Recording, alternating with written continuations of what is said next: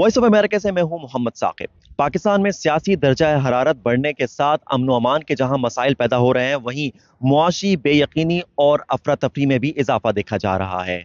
आज पाकिस्तान की तारीख में अमरीकी डॉलर के मुकाबले में पाकिस्तानी रुपए की कदर में मजीद कमी हुई और ये कमी अब तारीखी तौर पर सबसे बुलंद तरीन कमी है। इसी तरह पाकिस्तान की स्टॉक मार्केट में भी आज कारोबार में शदीद मंदी देखी गई। इसी पर बात करने के लिए हमारे साथ मौजूद हैं मुआशी तजियाकार शहरियार भट्ट। शहरियार साहब, ये फरमाइए कि पाकिस्तान में रुपए की कदर में एक बार फिर कमी देखी गई है और इस तरह की जो सूरत हाल पैदा हो रही है उसमें पाकिस्तान में जो मुआशी आशारिये हैं वो मुस्तकबिल में आपको कहाँ जाते नजर आ रहे हैं? देखिए, जो आज पाक रुपीज में डेप्रिसिएशन हुई है और रुपए ने अपना रिकॉर्ड हाई बनाया, ये बिल्कुल भी अनएक्सपेक्टेड नहीं था, क्योंकि पाकिस्तान में आप देख रहे हैं कि रिजर्व बहुत तेजी से कम हो गए। 4.4 बिलियन डॉलर के हमारे रिजर्व रह चुके हैं और जितने भी माशी आशारी आपने जिक्र किया, चाहे आप एसएमई का डेटा देख लें, हमारी सीमेंट डिस्पैचेस तेजी से घट रही हैं, हमारी टेक्सटाइल 15% डिक्लाइन हुई है, फिर ऑटो सेल हमारी तकरीबन 70% के करीब डिक्लाइन हुई है। तो ये सारे मसाइल हमारे जो है वो खुल के सामने आ चुके हैं और नियर टर्म में इसका कोई सोल्यूशन नजर नहीं आ रहा और ये हल होते हुए नजर नहीं आ रहे। क्या इन तमाम मसाइल की जड़ सियासी बेयकीनी है?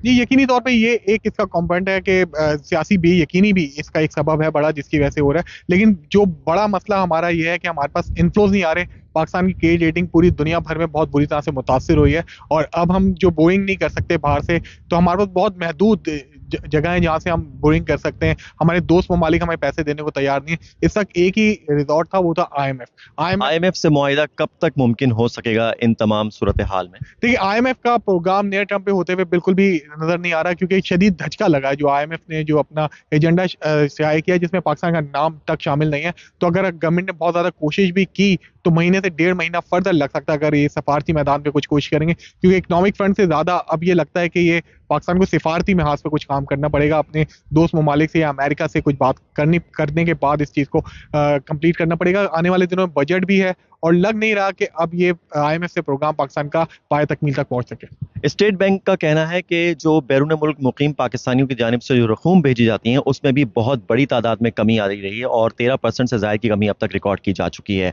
आपके ख्याल में इनफ्लोज ना बढ़ने की क्या वजूहत हैं? देखिए, इनफ्लोज ना बढ़ने की सबसे बड़ी वजूहत तो ये कि इंटरनेशनली रिसेशन आ चुकी है। अमेरिका के भी जो इन्फ्लेशन के नंबर आए हैं, उसके बाद आपने देखा इंटरनेशनल मार्केट्स भी डाउन है। कल डाउ जोन और नैस्डैक इंडेक्स भी नीचे आता, एशियन मार्केट्स के ऊपर भी इसका प्रेशर देखने में आ रहा है। फिर वहाँ इंटरेस्ट रेट बहुत तेजी से बढ़ रहा है, तो जो इंटरनेशनली रिसेशन है उसका असर पड़ रहा है। फिर पाकिस्तान में जैसा से आपने देखा कि रुपी और डॉलर के जो प्रायोरिटी, इसमें काफी ज्यादा फर्क हो रहा है। फिर ब्लैक मार्केट एक बार फिर डेवलप हुई है, जिस तरह से आज इंटरबैंक में 290 के पास डॉलर ट्रेड कर रहा था, तो ओपन मार्केट में 296 298 के आसपास ट्रेड कर रहा था। जब इतना बड़ा डिफरेंस होता है तो फिर जो पाकिस्तानी है वो दूसरे जराए से भी पाकिस्तान पैसे भेजते हैं, जिसका असर हमारे रेमिटेंसेस के ऑफिशियल नंबर पे पड़ता है। रुपए की कदर में जो इंतहाई गिरावट देखी जा रही है उसका एक आम आदमी में आम पाकिस्तानी की जिंदगी पर क्या इम्पैक्ट पड़ेगा?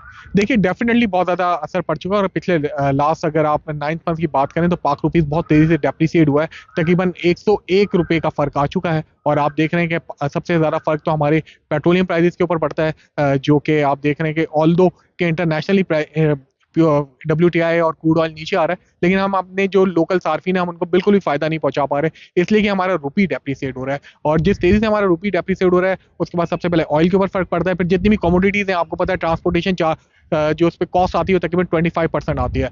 तो उसके बाद आपकी जो वेजिटेबल्स हैं उनकी प्राइस भी बढ़ी हैं। फिर उसके बाद हम देख रहे हैं कि जैसा फ्लड के बाद पाकिस्तान में जो ज़राअत है उस शोबा बुरी तरह से मुतासिर हुआ, तो उसके असरात भी पड़ रहे हैं और आने वाले 2 क्वार्टर हमें और ज़्यादा शिद्दत से महंगाई बढ़ते हुए देख रहे हैं।